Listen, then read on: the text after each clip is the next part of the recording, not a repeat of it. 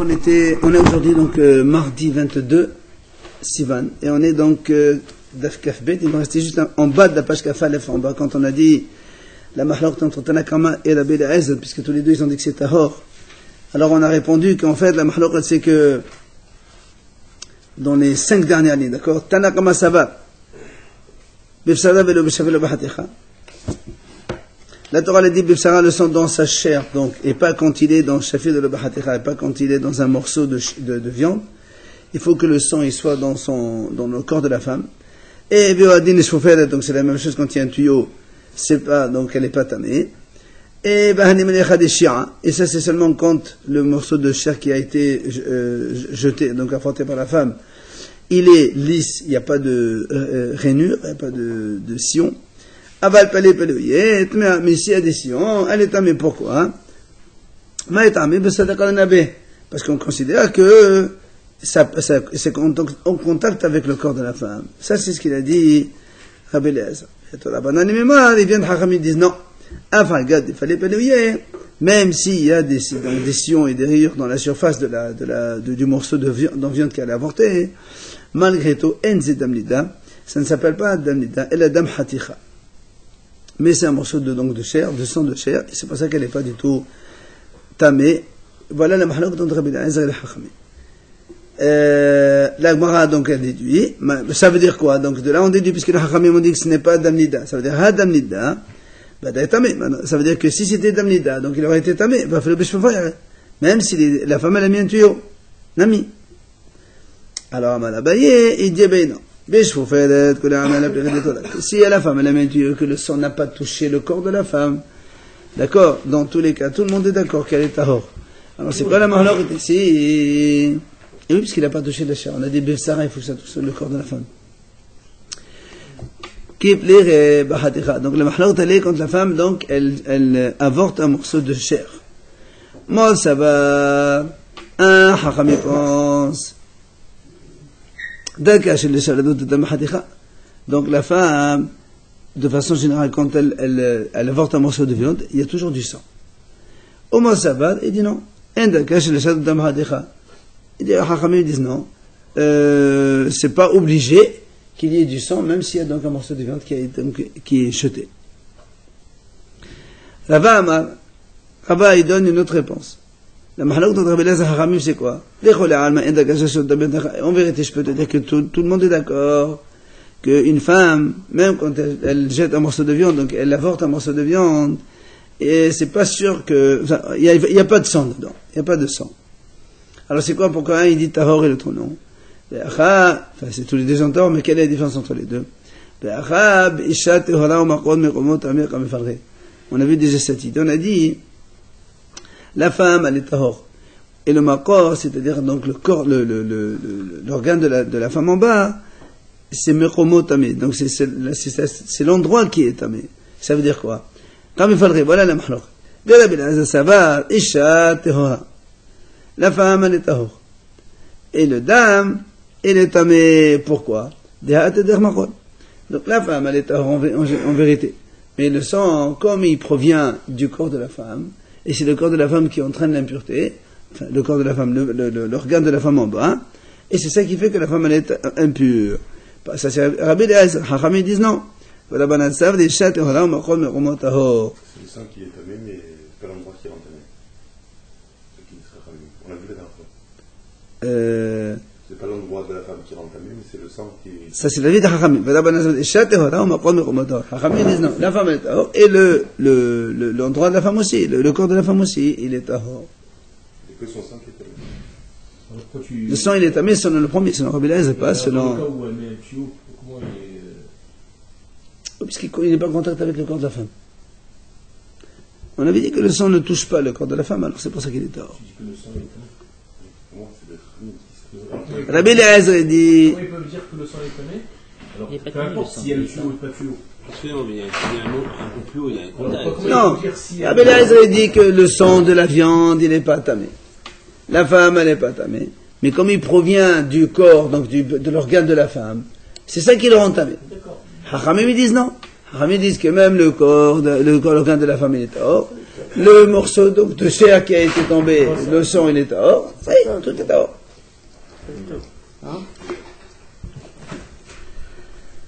Ba'amini Rabba Meravuna. Alors,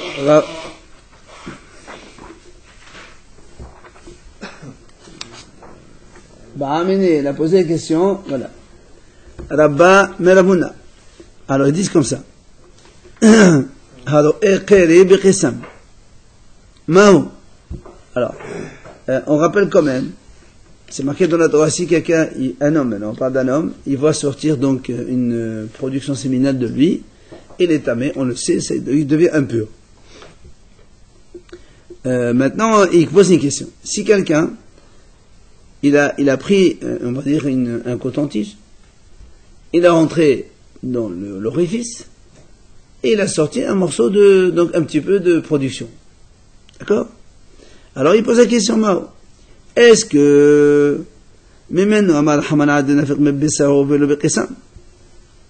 est-ce que la Torah, quand elle a dit, parce que le pasuk il dit, c'est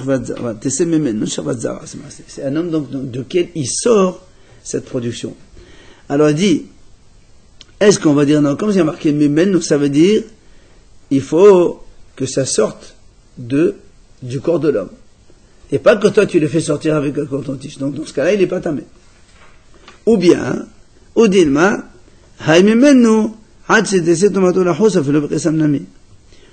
quand la Torah dit qui sort de lui par n'importe quel moyen, et donc même avec un coton-tige, il devient tamé. C'est la question qu'il pose. Est-ce que ce monsieur, il est tamé ou pas? Est-ce que quand la Torah a dit ça veut dire qu'il faut que ça sorte dehors, et comme c'est sorti, il est tamé, ou bien non, il faut que ça sorte tout seul, pas quand la Torah est sortie. Donc voilà la question qu'il a posée. Amalé, il lui répond.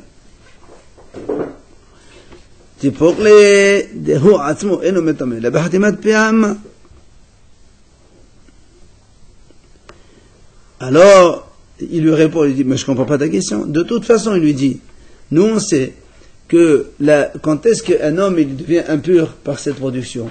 Seulement quand, on va dire, il y a une goutte qui remplit l'orifice de l'organe de l'homme. Il faut donc que la goutte elle fasse minimum le volume de l'organe de l'homme. Or, si quelqu'un il rentre une tige, quand il va sortir, l'orifice, disons, la surface de l'orifice, elle sera amputée du périmètre de la tige. Donc il n'y a pas le volume minimal requis pour que ce soit tamé. Non, lui il sort une goutte. Mais quand il la sort, il sort et elle n'a pas le volume, enfin, le volume qu'on a, puisque le coton-tige il prend de la place dans l'orifice. D'accord? Donc il lui dit, non, cette question, ça n'a aucun sens. De toute façon, il n'est pas tamé. Alors, l'Agma a dit, les Mimra d'Enoché Ahavé, l'Agma a dit, donc d'après toi, puisque tu me dis, non, c'est une question de volume, oui, ça veut dire qu'en fait, l'homme, quand il est tamé de façon normale, c'est parce que, justement, il a, donc on va dire la production séminale, elle a touché, l'homme, il a été en contact avec cela. Donc, ce n'est plus un problème de voir ou ne pas voir, c'est un problème de contact, de la même façon que, quand, par exemple, un morceau de cadavre, il faut qu'il y ait kazaïd pour rendre impur, transmettre l'impureté, apparemment ici aussi, tu me parles de la même chose. Tu me dis qu'il faut qu'il y ait un volume minimal, et c'est une question de contact avec l'homme. La preuve ici, c'est que quand il y a un volume moindre que ce qui est normal, tu m'as dit que l'homme n'est pas tamé. Donc en fait, ce n'est plus un problème de voir ou ne pas voir, mais c'est un problème de volume de production qui va toucher. Donc c'est un problème de transmission d'impureté par le contact. Alors il dit ici, c'est comme ça. Et la merata, al-yistod b'ziva. Alors si c'est comme ça, et que donc c'est un problème de volume de contact. Normalement, un homme,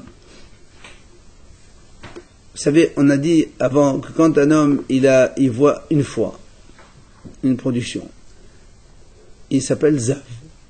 Il est tamé. S'il voit 2 fois, il est encore tamé. Et s'il voit 3 fois, on parle de l'homme maintenant. Hein.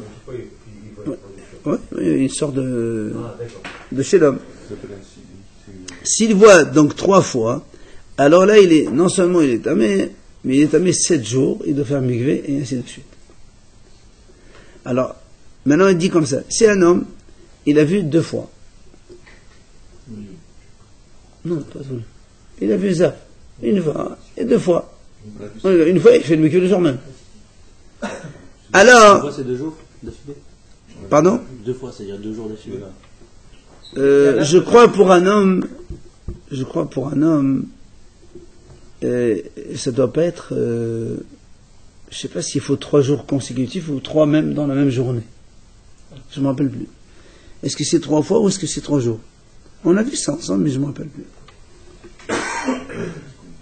Alors, quoi qu'il en soit, il nous dit ici, voilà que c'est un monsieur qui, donc, il a été zaf déjà 3 fois, et donc il doit compter 7 jours. Alors, il a commencé à compter 1, 2, 3, 4. Maintenant, au 4e, il a vu encore de l'impureté. Il a vu encore une production. Alors, c'est marqué,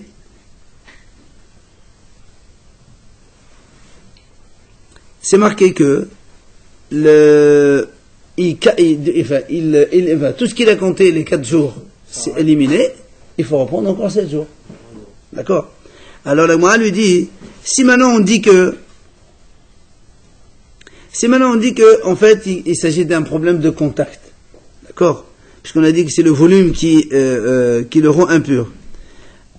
Alors, normalement, ça ne doit pas détruire le compte complètement. Pourquoi? Mais on a dit pour la 3e fois qu'il a pris le coton tige. Non, là, il n'y a pas de... Non. Alors pourquoi on parle de ça maintenant? Parce que nous, on dit comme ça. On parle de contact. Je vais t'expliquer. Parce que nous, on dit comme ça. Nous, on dit qu'un homme, quand la Torah dit comme ça, si un homme, il a vu donc 3 fois, et il a commencé à compter Zav, et s'il voit encore sortir donc de la production séminale, ça élimine tout ce qu'il a compté. Donc, si tu parles de vision, il a vu, alors ça détruit tout. Maintenant, si tu me dis non, ce qui compte, ce n'est plus un problème de vision, c'est un problème de contact. La Toum'a de la production séminale, c'est un problème de contact. Alors lui, il dit, nous, on sait par exemple, quelqu'un qui est Zav, il a commencé à compter maintenant 4 jours, et après, imaginons, il a touché un reptile mort. Donc il est tamé. Mais il n'élimine pas les 4 jours. Il est tamé un jour, ça enlève le jour, celui-là, il s'enlève, il continue demain le 5e, 6e, 7e. Parce qu'il est tamé par contact. Parce qu'il est tamé par contact. Il refait le 4e. C'est ça, le 4e baba, et 5, 6, 7. Voilà, exactement. Mais par vision, c'est un contact quand même.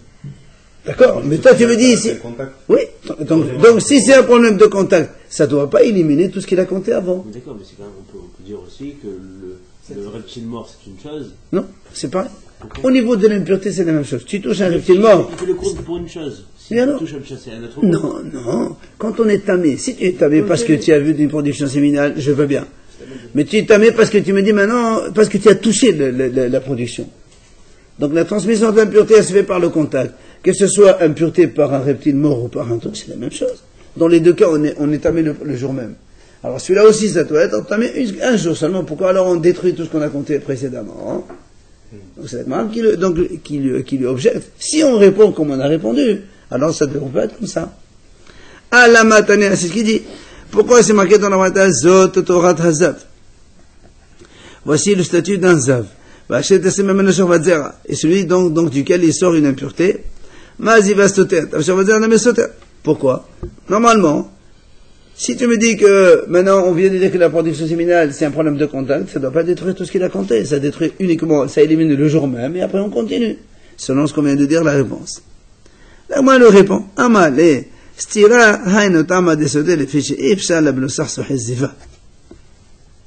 Il dit monsieur c'est pas du tout la même chose, parce que nous on fait une différence entre Zav et ce qu'on appelle Qeri. Qeri, c'est la production de l'homme quand il est avec sa femme. Zav, c'est quand un homme il voit un écoulement en dehors d'une relation. C'est une maladie, des choses qui goûtent, qui coulent. Hein? Oui, mais c'est Zav. Alors que Khayri, c'est quand tu es en relation. Alors c'est pour ça que l'Agma lui dit, la différence entre la Tom'a d'une production séminale, c'est que dans cette production séminale, il y a toujours un peu de Zav dedans. C'est pas que, il n'y a pas que la production séminale dans la relation. Il y a aussi un peu de Zav dedans. Donc c'est pour ça que le Zav détruit tout le compte derrière. Ce qui n'est pas le cas de quelqu'un qui touche un reptile mort. Ça c'est un vrai contact pur. Il n'y a pas autre chose. On parle que de Zav, non? Oui, mais on a dit qu'un Zav, il a eu un Khayri au milieu. On a dit, il a commencé à compter 7 jours, et dans le 4e, il a eu une production séminale vraie, Khayri, ce qu'on appelle. C'est marqué Tsman Shvat Zera dans la Torah. Mais dans tous les autres cas, on parlait de production séminale involontaire. Ah non, Shvat Zera, c'est pas involontaire. Khayri, c'est quelqu'un qui veut avec sa femme. Oui, ça oui, mais quand il a commencé à faire son compte, c'est parce qu'il avait une production séminale. Ça c'est en dehors, ça c'est ça. Ouais. D'accord. Ça paraît rien. Justement, on est en train de dire que même s'il a une production séminale autre, il y a toujours un peu de Zav dedans, et donc c'est pour ça que ça détruit le compte. C'est quoi, il doit refaire les 7 jours? Ouais. Quelqu'un qui a commencé à compter 4 jours, en plein milieu, il tombe à Khayri, ça détruit tout et recommence tout. Ce qui n'est pas le cas d'un contact avec un reptile. Alors, l'Agma a dit, la Ma'at Ateslo Kol Shiv'a. Alors, dans ces cas-là, pourquoi donc tu n'élimines pas tous les 7? Alam Matania Zotot Azavromé, Ma Ziva Soter, Tafashavat Soter. De la même façon que Ziva, donc si quelqu'un il a un Zav en plein milieu, ça détruit le compte, mais un Shavazar aussi. Alors on dit, Ema Ziva Soter Kol Shiva, Shavazar Nama Soter Kol Shiva. Alors pourquoi on ne dirait pas que la production séminale, elle devrait éliminer tous les 7? Pourquoi seulement le jour? Tamodoma, Let Om Ava, En Lechaba, Elama Shamudba. Puisque c'est marqué dans la Torah. Alors il lui répond, Amal Exilat Akatouvi Ziva Gmora de la Ava Bashvazera Sotet Kol Shiva. Ça serait Ziva de Ava Bashvazera, alors Sotet Yom Echad. Alors il lui dit, c'est pas pareil. Il dit, Ziva, quand il y a un Zav entier, dans lequel il n'y a pas de Shavazera, ça élimine tous les 7, ça détruit tout. Par contre, quand il y a une production séminale, mais il y a un petit peu de Zav dedans, c'est uniquement un seul jour, le jour où elle a vu seulement. Ouais, mais quand vous dites qu'il y a un peu de. Il y a un peu de Zav dedans. Il y a un peu de. Mais il n'y a pas eu. C'est pas sorti, quoi. C'est bien sûr que c'est sorti. On parle que c'est sorti, là. On parle plus avec le coton, là. Alors, Ba'amini Rabbi Yosef, maintenant, autre chose. Ba'amini Rabbi Yosef, Rabbi Hanina, Rabbi Elazar. Il pose une question. On parle maintenant, on revient chez la femme. Dam Yavesh, Mahu. Donc, moi, je pose une question. Si une femme, donc elle va sortir de elle du sang qui est sec, est-ce qu'elle est Tamenida ou pas? Qui a Zov Dama Man Hamana Adim Davdayib Leh? Lah, in Yavesh la, Odin Mahai qui a Zov Dama Al Hadim Tahi, ou non, le Mafle Yavesh la. Mais, il a dit, est-ce que, comme c'est marqué dans la Torah, quand il va couler du sang, donc ça veut dire que ça doit couler, ça doit être donc liquide. Maintenant, si c'est sec, c'est pas bon. Donc ça veut dire que c'est pas bon, ça veut dire qu'elle est pas tamée. Ça s'appelle pas couler. Voilà. Ou bien, tu m'as dit non. La Torah, elle a parlé de façon générale, c'est une femme qui coule, mais ça veut dire que même si c'est sec aussi, c'est tamé. Alors, qu'est-ce qu'on dit? C'est la question. Amalé, il lui répond, Tanetoha, vous l'avez déjà étudié. Où ça, hein? Dam Hanida, c'est marqué dans la Breta. Dam Hanida, ou Salamet, Metamen Hamivishim. Il dit voilà, c'est marqué clairement dans la Breta, la Gemara dit comme ça, du sang d'une femme Nida. Ou Salamet, donc le cadavre d'un mort, un homme, ils transmettent l'impureté aussi bien humide que sec. C'est marqué. Donc sec aussi. Sec, le sang sec. On parle d'un cadavre, là. Non, il y a marqué Dam Nida. Oui, Dam Nida. Le sang d'une femme Nida. Donc une femme qui coule, c'est le sang qui soit humide ou sec, c'est impur. Ça y est, on t'a répondu. Mais C'est quoi le cadavre de mort? C'est autre chose. C'est quoi le sang? Non, c'est un cadavre, ça ramène. Ça ramène normal, le cadavre. non, mais on peut. Ah oui, quand tu ouvres, il y a le sang qui est celui qui est contenu dans le mort, il est dedans, il va sortir de toute façon. Mais on s'en fout, ce qui nous concerne, nous, c'est Dam Nida. Juste le contact du mort, on est bien. Dam Nida, on est dans Nida, laisse tomber le mort. Pourquoi vous prenez? Ça, c'est la Bretagne qui parle comme ça. Mais Dam Nida, nous, on a posé la question, est-ce que le sang, quand il est sec, il transmet l'impureté ou pas? Il dit, voilà, c'est marqué clairement. Humide ou sec, il transmet l'impureté, clairement. C'est la réponse, hein? Avant qu'il soit sec, il était peut-être humide à l'intérieur. On ne sait pas. Nous, on a dit, voilà, elle a vu saigner sec. Voilà, il y a un truc sec qui tombe. C'est quelque chose qui, par exemple, qui a séché, mais à même temps, il va pas sécher. Pour qu'il descende, il est obligé d'écouler. Non. C'est très bien. Très bien avoir, ça peut avoir une éternue, un truc comme ça, et puis ça va. Si elle voit ça sur ses vêtements, que c'est un temps de sécher le sang. Non, on parle pas de ça. On parle d'un cas.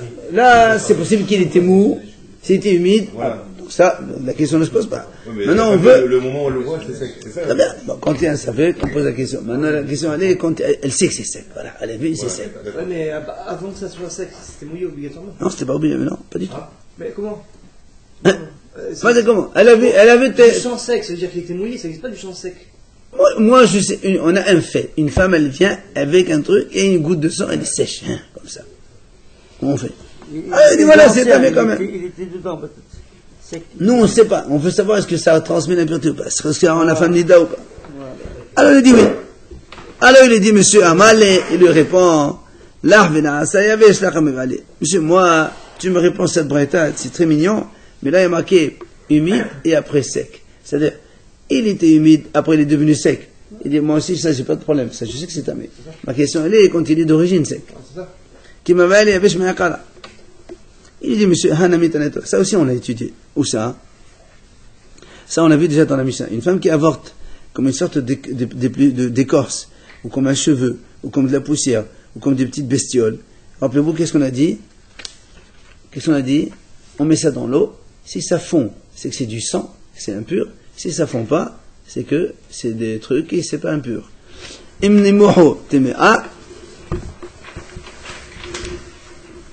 D'accord? Sinon, non. Alors, la Gemara dit, mon ami. Et si tu dis que même s'il est sec, il est tamé, alors on n'a pas besoin de le faire, même s'ils ne font pas, il est quand même tamé. La preuve, c'est quand il est sec, il n'est pas tamé. Bah oui, puisque nous on a dit, tu le fais fondre, s'ils font, c'est tamé, s'ils ne font pas, c'est. Donc on voit bien que s'il est sec, ça veut dire qu'il ne transmet pas l'impureté. Ouais, mais c'est pas du sang. Hein?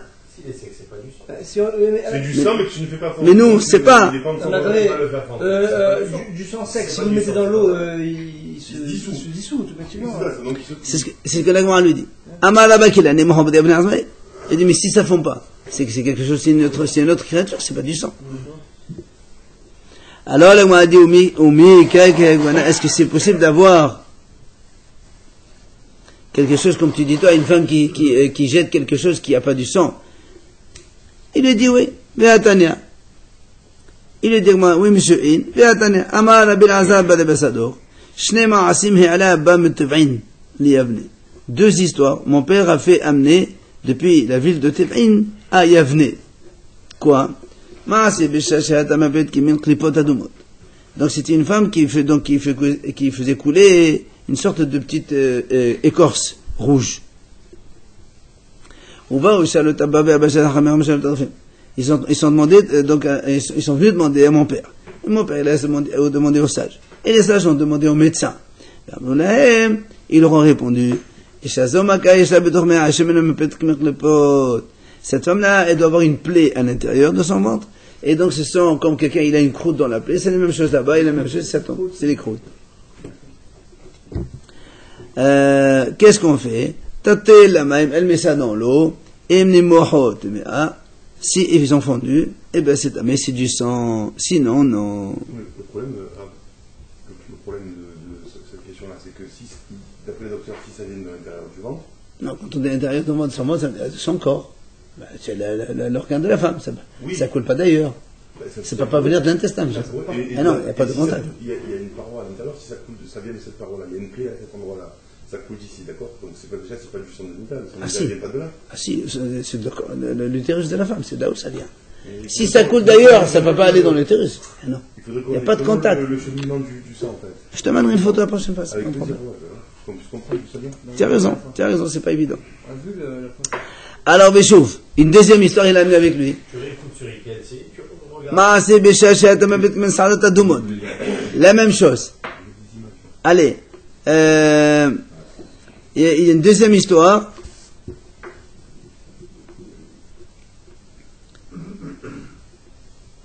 que donc on a demandé à mon père a demandé au Hachamim a demandé au médecin. Donc une femme qui faisait tomber des poils rouges, des cheveux rouges.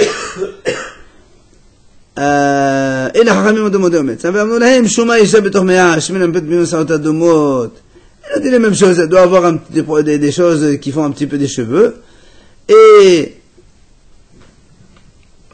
si on veut savoir vraiment qu'est-ce qu'on fait, tâtez les mains, on fait ça, donc on fait ça dans le fond dans l'eau. S'ils en font plus, c'est un mais. Les cheveux rouges.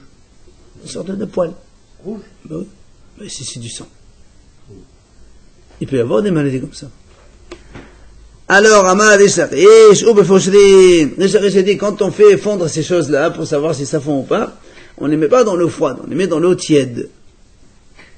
Ça dissout. Apparemment. Ça fond plus vite. Tanyana miachitate les mêmes Befoshrin. Donc, elle met ça dans de l'eau tiède. Rabban Shimon Gamliel nous met Mamachat ou Badok al Gabeh Sipon.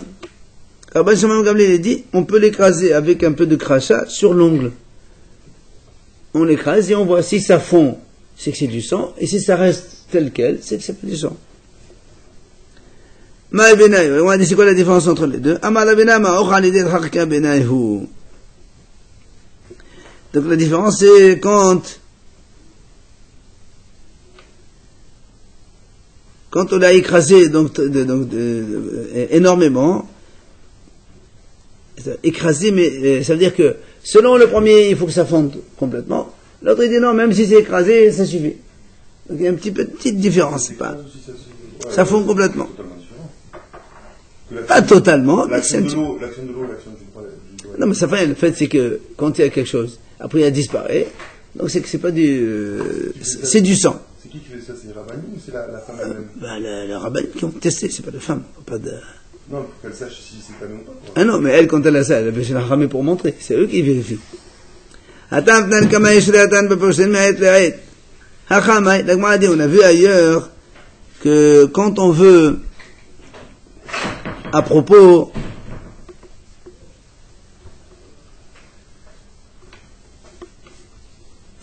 des cadavres, Haramim me disent comme ça.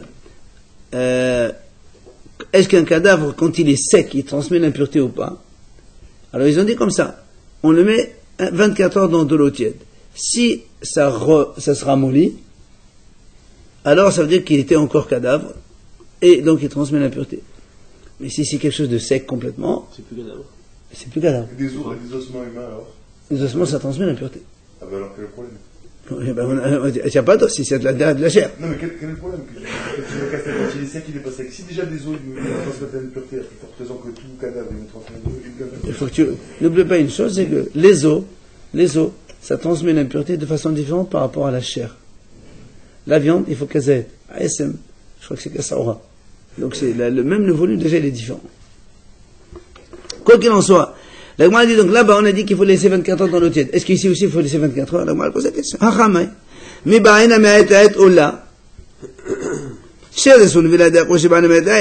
Mais le cadavre qui est un peu dur, peut-être qu'on exige 24 heures pour le ramollir un peu plus.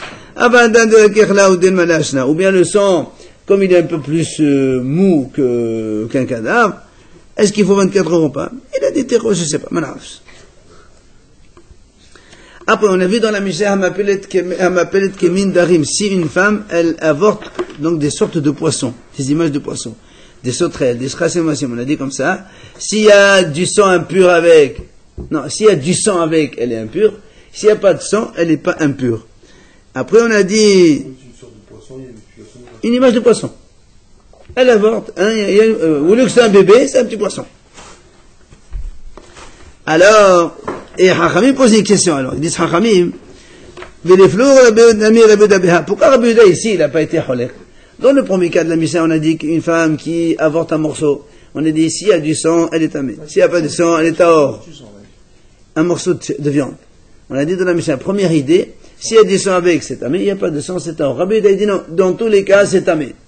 Et ici, Rabbi Yehuda, il n'a pas dit.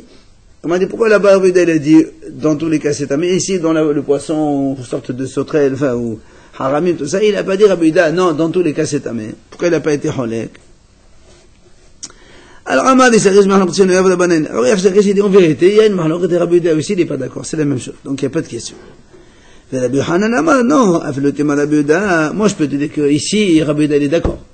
Dans le premier cas, quand elle avorte un morceau de viande, c'est là-bas où Rabbi Yehuda dit, s'il y a du sang, ou il n'y a pas du sang, dans tous les cas c'est tamé. Donc il est holek sur le premier.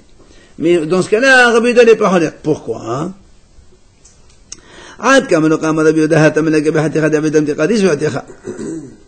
Il dit parce que là-bas, Rabbi Yehuda il pense que pour avoir de la viande, ça ne peut être que du sang qui a coagulé, qui a fait de la viande. Enfin, il est venu coaguler, c'est comme un morceau de viande. Aval Bria, mais du sang, il ne peut pas se transformer en poisson ou en sauterelle. Donc une femme qui avorte un morceau de poisson, enfin une sorte de petit poisson, ça ne peut pas être du sang. C'est pour ça que Rabbi Yehuda ici, il n'est pas holek. Et Rabbi Yehuda dit, dans ce cas-là, s'il y a du sang avec, elle est nida, si elle n'est pas du sang, il n'y a pas. Elle est tahor. Alors là, on m'a dit, on m'a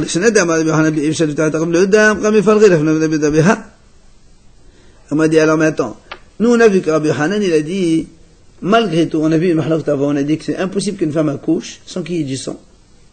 Alors dans ces cas-là, même si c'est un poisson, il y a quand même du sang. D'accord? Alors il dit, celui qui a dit ça, il est obligé de changer ici la version de la Gemara. Donc on est obligé de dire que là aussi Rabbi Yehuda il est holek. Ok?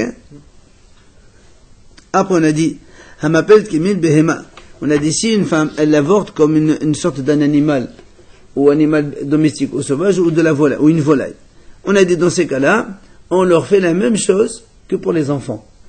C'est-à-dire si c'est un mâle on fait 7 jours et 33, si c'est femelle 14 et 66. Si on a un safek, on fait la humra des deux côtés.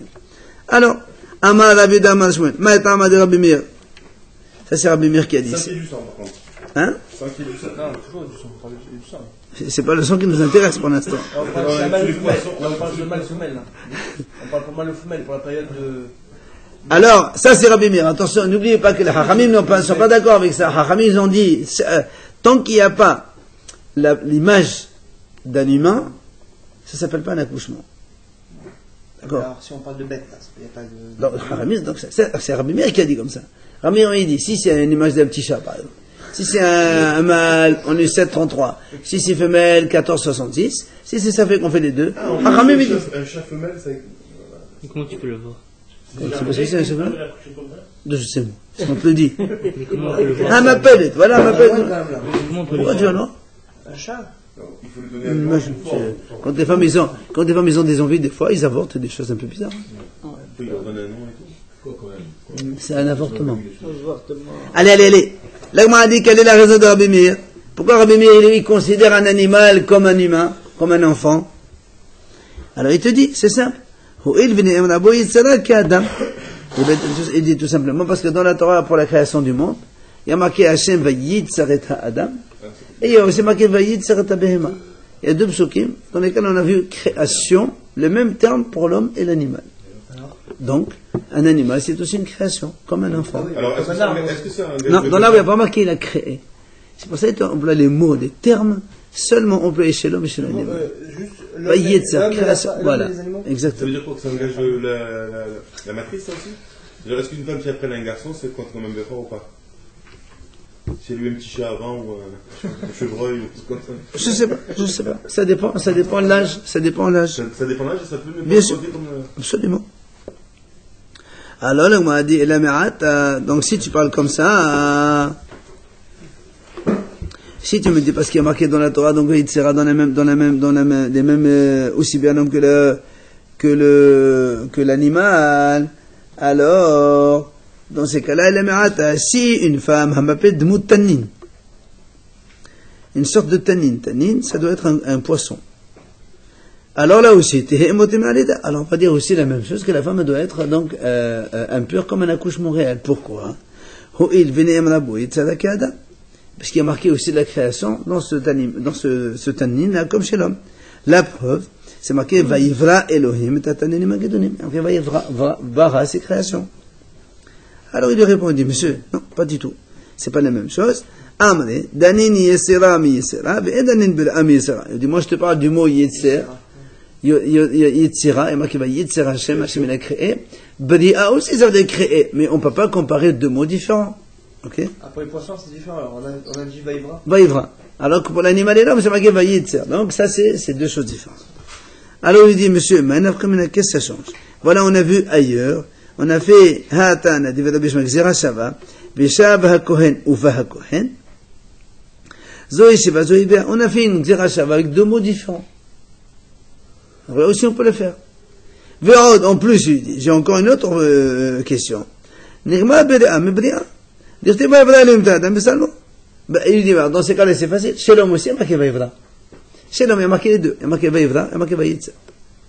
Maintenant que tu as trouvé dans le Tanin, il y a marqué Vaïvra, ben voilà, tu as la Shekra Shava avec l'homme. Alors dans le Tanin aussi, la femme doit être Aleda. Amri, l'agma dit non. Vaïvra, les gouffés. Vaïtza, les avnoyés.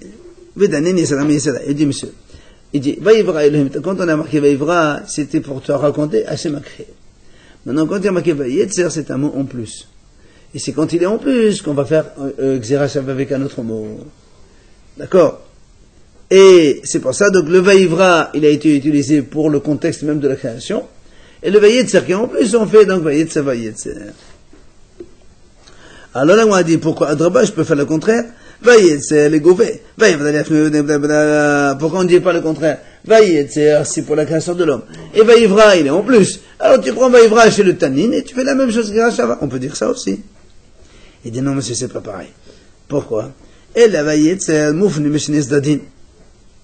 Il dit parce que le Vaïetzer, il est chez l'homme, il est chez l'animal, et tous les deux, chez l'homme aussi bien que chez l'animal, ils sont en plus.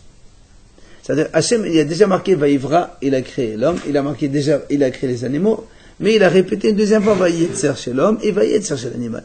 Comme tous les deux, ils sont en plus, là on fait Xera Shava. Par contre, le Vaïvra chez le Tanin, il n'y a pas marqué deux fois. Donc, comme il est nécessaire pour le contexte, donc on ne prend pas. C'est ce qu'il lui dit. Vaïetzer, la première grande ligne, moyenne ligne.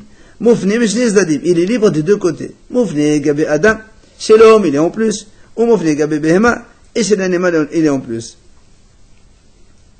Par contre, Vaïvra, le mot Vaïvra, d'accord, Gabé Adam, Moufne, tu as raison, parce qu'il a marqué Vaïetzer. Mais Gabé Tanenim, il est Moufne. Mais chez les Tanenim, non. Alors, là, on a dit, Moufne, Gabé Ben, où tu as vu que chez l'animal, le mot Vaïetzer est en plus, pourquoi? Et les Mamedirti Bayas, et le Mthaïd Ha'adas, Urti, Vaïesra, Shemina Adam, Grahet Asadeh. Il dit, où tu as vu que le mot Vaïetzer chez l'animal est en plus? Si c'est parce qu'il y a marqué déjà une fois, Vayas Hashem, donc Hashem il a créé déjà les bêtes de la terre, et après de nouveau il s'est marqué Vayitzer, ok? Alors Gabé Tanin Amir, mais Moufne, alors chez le Tanin aussi je peux te trouver. Pourquoi? Parce que quand il y a marqué Vayas, il y a marqué Ve'et Kordem Sa'adama. Il y a marqué Hashem aussi, il a créé tous les reptiles de la terre, et pourtant, Vayurti, Vayevralim Tatanim Magadolim. D'accord? Donc tu vois bien que même chez le Tanin aussi, il est en plus. Alors il lui dit non, c'est pas pareil. Pourquoi? Remes dirtivachad et abashahu. Il dit c'est pas pareil. Le remes dont on parle ici, c'est on parle des reptiles de la terre. Alors que le Tanin, on parle donc les poissons, les gros poissons de la mer. Donc c'est pas du tout la même chose.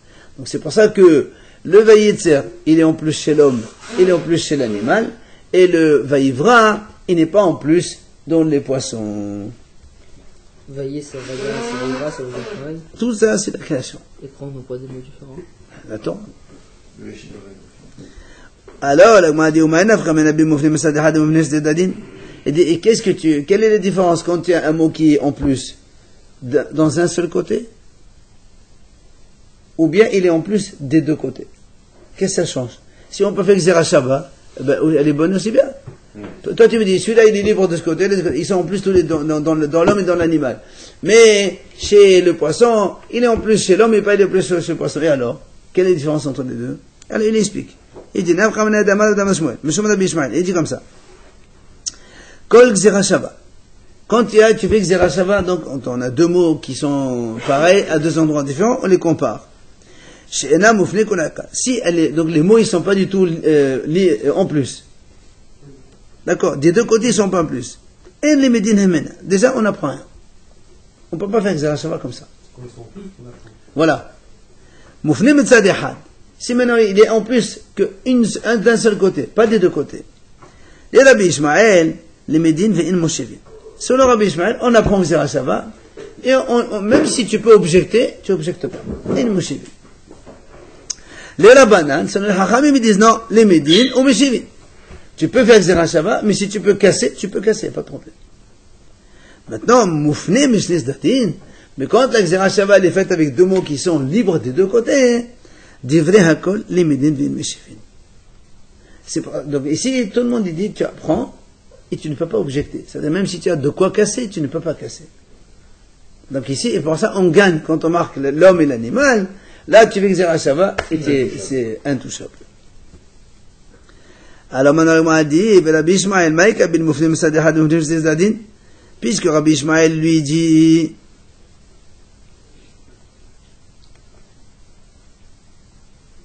c'est ça.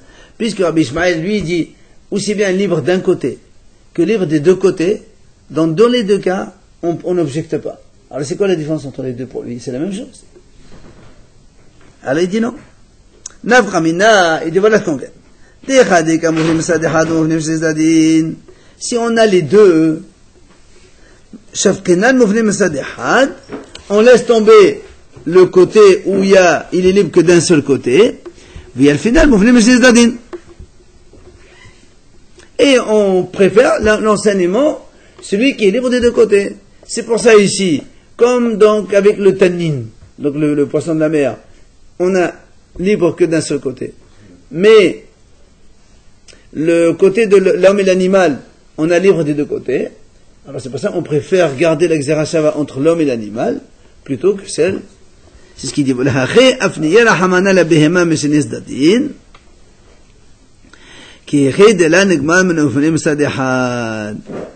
d'accord? Il y avait qu'un terme pour le poisson, c'est ça?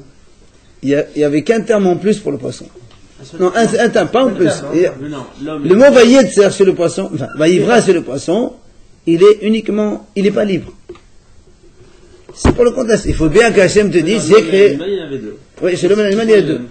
Il y a deux qui ne sont pas les mêmes, et après on a deux qui sont pareils. C'est là où on dit Xerashava. Chez l'homme, il y a marqué vayivra, vayetzer. Chez l'animal, il y a marqué vayas, vayetzer. C'est les deux vayetzer qui sont en plus. Chez l'homme et chez l'animal. Mais dans le tannin, le poisson, il y a marqué que vayivra. Dans les dernières du Maroc, on voit toutes les règles de la Xerashava. C'est pas une règle, c'est un principe. Ouais. On a déjà vu ça. On a vu ça à Moufne, on a déjà vu ça. Alors, de la femme, lui, il enseigne donc cet enseignement donc Xerashava, le Qula, il est plus mikhil. C'est-à-dire, il dit comme ça. Alors, rappelez-vous, nous on a vu tout à l'heure, on a dit que si c'est pas libre des deux côtés, on n'apprend rien. Si c'est libre d'un côté, on apprend et on peut objecter. Et si c'est libre des deux côtés, on apprend mais on peut pas donc objecter. Lui, ici, il est plus mikhil. Il dit comme ça. Si c'est pas libre du tout, on peut apprendre. Alors que tout à l'heure on a dit que si c'est pas libre, on n'apprend rien. Lui, il dit non, on peut apprendre. Mais on peut objecter. Hein? Quand tu as Xerashava. C'est quoi quand c'est libre? Le mot il est en plus, c'est ça. Comme dans chez l'homme, il y a marqué Vayivra Adam, après il y a marqué Vayetzer Adam. Le mot Vayetzer, il est en plus, pourquoi tu marques? Donc il est en plus. Donc je peux. Et Vayetzer, il a c'est la même chose. D'accord, Vayetzer, il est en plus, parce qu'il a pris Vayivra. Il y a marqué Vayivra déjà, pourquoi tu Vayetzer? Donc le Vayetzer est en plus. Alors pourquoi il est en plus? Pour faire Xerashava avec un autre mot qui se trouve Vayetzer ailleurs chez les Behemot. Et chez Behema, il y a Vayas et Vayetzer. Exactement. Donc les deux Vayetzer sont libres. Oui. Donc quand il y a deux mots qui sont libres, et tu fais Xerashava, dans ces cas-là, dont nous on a dit tout à l'heure, c'est bon, au contraire, mais on ne peut pas les casser, même si tu peux, on peut pas casser. Et là il dit. Mais tout à l'heure on a dit que s'il est libre que d'un seul côté. Il est libre d'un seul côté. Oui, comme par exemple. Vayivra, Vayetzer. Et chez le poisson il marque Vayivra. D'accord. Donc il y a Vayivra chez l'homme il est en plus. Oui, mais c'est pas, ça tu prends l'un ou l'autre. Parce que chez le poisson, il y a marqué Vaïvra. Donc Vaïser, il est en plus. Et non, maintenant que chez le Tanin, il y a marqué Vaïvra, toi tu dis, le Vaïetzer, c'est normal. Le Vaïvra, il est en plus. Pourquoi il est en plus, le Vaïvra? Parce qu'il y a marqué Vaïetzer. Et c'est Vaïvra le premier. Il n'y a pas le premier et le deuxième. Non, mais c'est Vaïser alors. C'est pas le premier et le deuxième. Même c'est Vaïser en plus, parce que c'est le poisson. Moi, je peux te dire Vaïetzer, c'est normal, et Vaïvra, il est en plus. Et chez le poisson, il y a marqué Vaïvra. C'est pour ça que je veux prendre Vaïvra en plus chez l'homme. Pour faire avec le Vaïvra du poisson. D'accord? Alors, il a été dit, quand il est d'un côté, nous, tout à l'heure, on a dit, on apprend et on peut objecter. Alors, là, il te dit non. Rabbi Ismaël, il dit ici, tu apprends, mais tu ne peux pas casser. On est plus mérité. D'un côté, voilà un seul livre. Enfin, selon tout le monde, évidemment, quand c'est libre des deux côtés. On finit,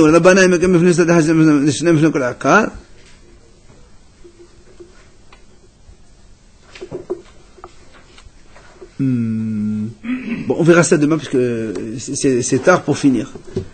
On reviendra sur Sablin. Allez.